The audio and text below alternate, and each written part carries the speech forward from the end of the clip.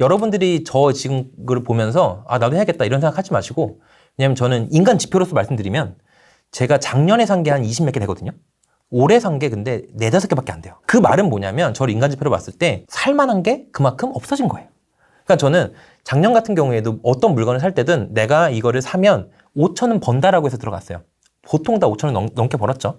근데 지금 같은 경우에는 이걸 사서 내가 5천을 벌 수 있다? 이건 갸우뚱이에요. 네. 왜냐면 저 같은 경우에는 애초에 돈을 안 든 투자를 하기 때문에 12% 취득세가 없어요. 안 내요. 그거 내서는 안 된다 생각해요. 이건 저에 대한 투자 의견입니다. 왜냐하면 12%를 내서는 어쨌든 손익분기점이 20%인데 시작부터 20%를 지는 게임을 하고 싶진 않은 거예요. 그러니까 무조건 공시가격 1억이야. 1%짜리를 하나 아니면 OP를 건드리는 것도 취득세 4.6이니까 12는 못 내겠지만 4.6은 낼 수 있다.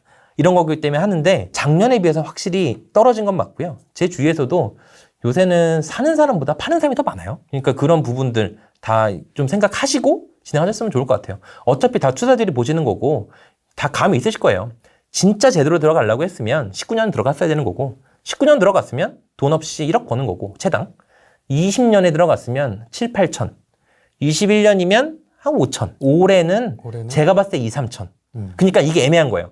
5천까지는 들어갈 수 있어요. 왜 들어갈 수 있냐면 종부세, 그 다음에 양도세 뭐 이런 거를 감안을 해서 따지고 보면 5천 벌면 한 3천 넘거든요. 근데 2, 3천을 번다라고 가정을 했을 시에는 양도세랑 종부세를 계산해 보면 답이 안 나와요.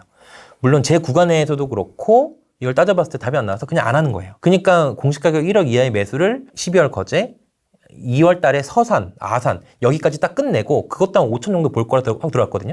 근데 그 후에 안 보고 있는 게 이제는 제 눈에 보이는 게 한 2, 3천밖에 안 보이는 거예요. 그렇게 따졌을 땐 리스크가 더 큰 거죠. 근데 강남 오피는 딱 봤을 때 5천 뛰겠다라고 하는 게 보이거든요. 물론 예전에는 제가 이거 시간마다 거의 매크로 검색하듯이 저는 손크로를 계속 돌리고 있는데 손크로 계속 그때잖아요. 저는 한 번 돌리면 무조건 나와요. 계속 카지노처럼 딱딱딱 나오고 있는데 이게 예전에는 쉬는 시간 10분 가지고 돌렸을 때 2, 3천짜리 그냥 하나씩 골랐거든요. 지금은 그렇지 않아요. 그러니까 지금은 저도 일주일 이상 검색을 해야 나오는 거기 때문에 이거를 여러분들이 똑같이 따라 하시려면은 제가 일주일이면 여러분 한 달 걸리실 거예요. 그러니까 한 달에 하나씩 사면 잘 사시는 거예요. 그렇게 보셔야 돼요. 아니면 저는 뭐 만약에 부동산 지금 뭐 고수들을 보시면 모르겠지만 뭐 이 중에서도 불인이가 있으실 거 아니에요. 네. 불인이 시절에는 저 같은 경우 한 4채 정도 1년에 사시면 괜찮다 생각합니다. 제가 그랬어요. 정확하게. 제가 부동산에 투자하게 마음 먹은 게 2012년부터 딱 첫 집을 산 후로는 무조건 1년에 4채만 산다. 그때 직장인이었고 돈이 없었기 때문에 돈이 안 드는 집으로 4채씩 산다. 이유는 우리가 계약 기간이 3개월이잖아요. 계약하고 잔금까지. 그러니까 이 3개월씩 1년을 3개월로 나누면 4잖아요. 그러니까 1년에 4채만 치르면 계약일이 아닌 날짜가 아무도 것도 없어요. 왜? 난 잔금일에 그 돈 받아서 다시 또 계약할 거니까. 이렇게 계속 풍차 돌리기를 하시는 거죠. 근데 그렇게 1년에 4채씩만 하면 10년이면 지금 저처럼 한 50채 가지고 있거든요. 짧은 시간에 진짜 많이 버시려면 법인 내셔가지고 미친 듯이 해야 되는데 그게 아니라 성향이 그렇진 않고 개인으로 뭐 회사 다니면서도 사이드로 뭐 이렇게 하실 거라고 하면 저처럼 그냥 1년에 안전마진 2, 3천 남는 거를 꾸준하게 사모은다. 이런 형식? 가지고 있는 건 50채잖아요. 네. 그럼 팔아본 건 몇 채 정도 되십니까? 한 10채. 10개. 생각보다 적죠? 저는 애초에 사실 투자자라기보단 처음에 접근했던 건 전 임대사업자가 꿈이었어요. 제가 서울, 경기, 인천에 아파트를 좀 많이 가지고 있는데 갭천이나 갭2천으로 해놓은 거 2015년부터 20년까지는 많이 사놨거든요. 그러니까 그런 아파트들이 있었기 때문에 리스크 있는 투자를 할 수 있는 거예요. 아무것도 없이 뭐 공시가격 1억에 리스크 한다. 서울 오피스텔? 누가 원룸 오피스텔 사냐? 이렇게 할 수 있는데 저는 그래도 딴 거에서 하나 팔면 몇 억씩 남으니까 혹시나 이 테마에서 손해봐도 메꿀 수 있는 돈이 있는 거죠. 근데 그런 게 없이 하신다라고 하면 리스크를 정말 크게 가지는 거고 그리고 아까 뭐 매도 얘기한 거는 서울, 인천, 경기는 보통 주택임대사업자로 8년 묶어놨기 때문에 못 파는 경우가 많고 그래서 걔는 거의 안 팔았고요. 좋은 걸 이렇게 담아 놓으셨겠네요. 네, 그렇기도 하고 법인 하시는 이유가 뭐냐면 현금 순환을 빠르게 하기 위해 하는 거잖아요. 예. 이유는. 예. 그쵸? 근데 개인이라도 한 20채만 넘기면 현금 순환 빨라요. 20채가 다 1년에 5%씩만 오른다 생각해보세요. 그럼 굳이 안 팔고서 해도 돼요. 5% 증액한 것만 가지고도 투자가 가능합니다. 그렇죠. 그 중에 뭐 이제 1년에 한두 채, 두세 채만 한 몇 억 남는 거를 팔면 또 그 돈 가지고 다른 것도 할 수가 있고 굳이 팔 필요가 없는 거죠. 그러니까 저는 기본적으로 생각은 그래요. 지방은 결국엔 2년 기본세율만 채우고 팔고 넘겨야 된다. 사이클이 어떻게 무너질지 모르니까. 왜냐면 공급량이 또 극대화될 수 있거든요. 왜냐면 정해놓은 공급량이 아니라 택지 있는 부분들도 되게 많아서 택지가 갑자기 공급량 정해서 팔아버리면 내 구축이 의미가 없어지는 거니까 그건 의미가 없고 서울 경기는 가져가도 된다. 우리나라가 발전하면 발전할수록 얜 떨어지지 않는다 라고 생각을 하고 통계적으로도 마찬가지거든요. 왜 서울 경기가 최근 2년에 코로나가 왔으면 왔지 그럼 전국이 다 똑같이 올랐어야 맞는 거 아니에요? 근데 아니거든요. 네. 최근 2년에 제일 많이 오른 게 경기예요. 인천이랑. 그게 왜 그렇게 많이 올랐냐면 기본에 통계치를 봐야 되는데 인구 1000명당 주택수라는 통계가 있어요. 통계청에서 발표하는. 옛날에 주택보급량이랑 좀 달라요. 주택보급량은 뭐 어차피 100% 넘어서 큰 의미가 없는 거고 인구 1000명을 기준으로 했을 때 주택이 몇 개가 있는가. 네, 주택수를 따졌을 때 주택수가 많은 곳은 한 490, 480 정도 있거든요. 그게 경북이랑 전남이에요. 주택수가 많아요. 그리고 OECD 기준으로 봤을 때도 일본이나 프랑스나 미국이나 이런 선진국들도 450에서 500 사이예요. 근데 서울은 390이고요. 경기가 380이에요. 그러니까 우리나라에서 주택수가 제일 적은, 그러니까 공급이 앞으로를 따질 게 아니라 기존 만들어낸 수를 봤을 때는 경기가 제일 적다는 얘기죠. 그래서 경기도 가면 와, 집 되게 많다 싶어도 막상 인구수 대비해서는 주택량이 적으니까 유동성이 몰려왔을 때 더 크게 떠버린 거예요, 사실은. 그러니까 늦은 거죠, 지금 들어가시려면. 오피스텔 같은 경우에 매도가 참 네. 어렵다라는 인식들을 많이 갖고 있지 않습니까? 네. 거기다가 우리 이제 무피로 취득을 한다 한들 네. 거기에 5천을 붙여서 판다고 하면 네. 이걸 쉽게 받아줄 수 있을까에 대한 이제 걱정들이 좀 있고. 5천을 붙여서 파는 게 아니라 저는 애초에 2, 3천 싼 걸 사요. 내가 2년 동안 보유하면서 2천만 올라도 되는 거예요, 사실은. 근데 어차피 아시겠지만 모든 테마에 초창기에 들어간 사람은 5천 되게 쉬워요. 이미 떨어진 폭도 굉장히 과다했고 왜 산이 높으면 골골도 깊잖아요. 마찬가지 뜨는 것도 마찬가지인 거거든요. 그래서 그 테마도 만약에 초창기에 들어가신 분들은 아무리 조그만 원룸이라 하더라도 입지만 좋으면 5천에서 1억은 금방 올랐을 거예요. 그 이유도 잘 따져보면 되는 게 당연히 상위 입지가 강남이잖아요. 근데 송도랑 광교, 판교 제가 아까 말씀드렸듯이 50에서 100% 올랐다고 했잖아요. 그게 1억에서 2억 오른 거예요. 1억이 올랐잖아요. 그런 도시들도. 그러면 그거를 비교해봤을 때는 서울 강남도 가능하다는 얘기죠. 그 집의 적산가도 따져봐야 돼요. 적산. 이제 만들 수 있는 가격을 따져봐야 되는데 요즘에 송파 이런 데 원룸 한 4억에 분양하는 거 아세요? 그것도 하이엔드 오피스텔도 아니에요. 그냥 우리가 알고 있는 일반 보급형 오피스텔.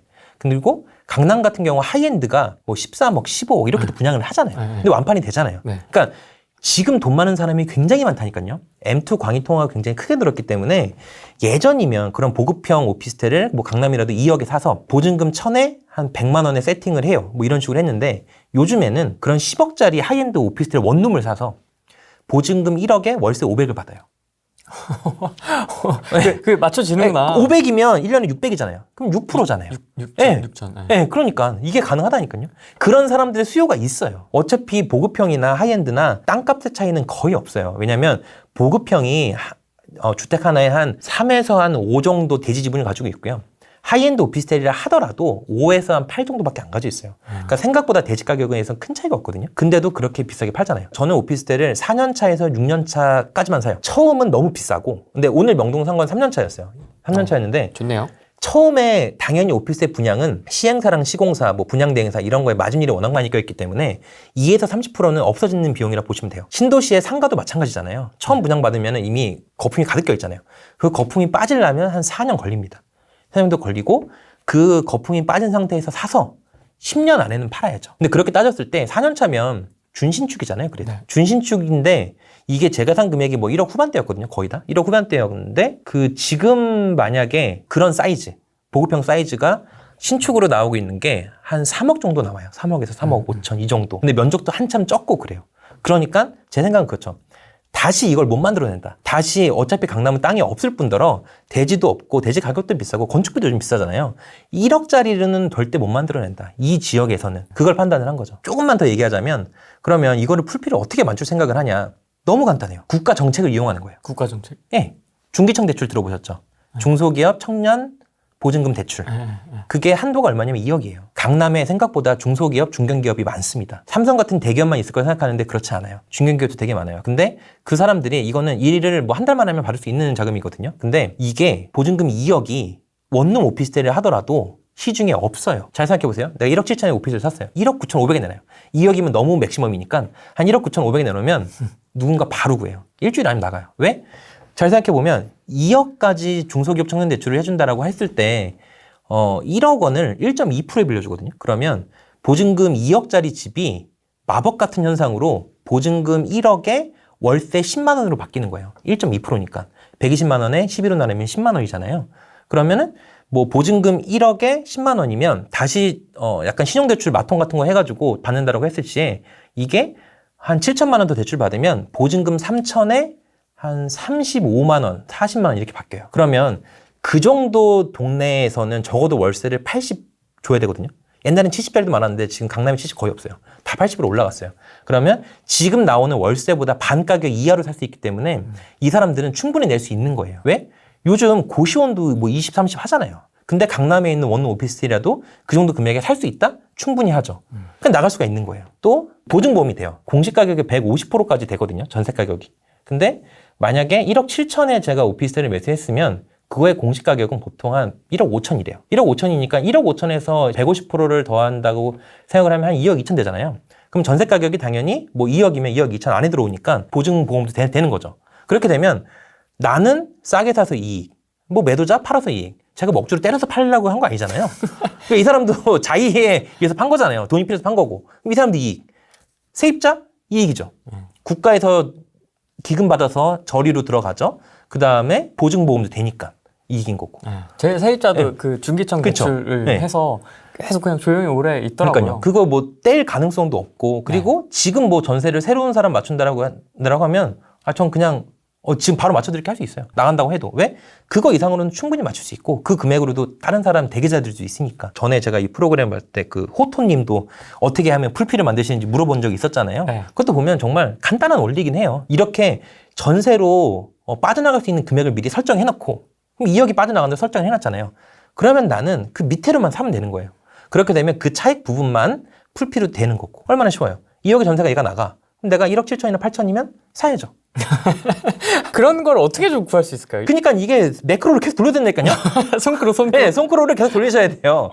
그러니까 이렇게 생각하시면 돼요. 뭐 밥 먹을 생각하지 마시고 방에 들어가서 물건 못 구하면 밥 없다 생각하세요, 그냥. 네이버 부동산으로 찾으시는 거예요? 네, 저는 약간 PC로 보는 건 잘 안 해가지고 보통 어떻게 찾냐면 저녁 먹고 소파에 누워서 소파에 누우는 거 되게 좋아하거든요. 소파에 누워서 이렇게 모바일로 찾아요. 그러니까 모바일 그 화면이 저한테 좀 더 익숙해요. 모바일이 익숙해서 금방 찾죠, 사실은. 네, 그런 걸로 하면.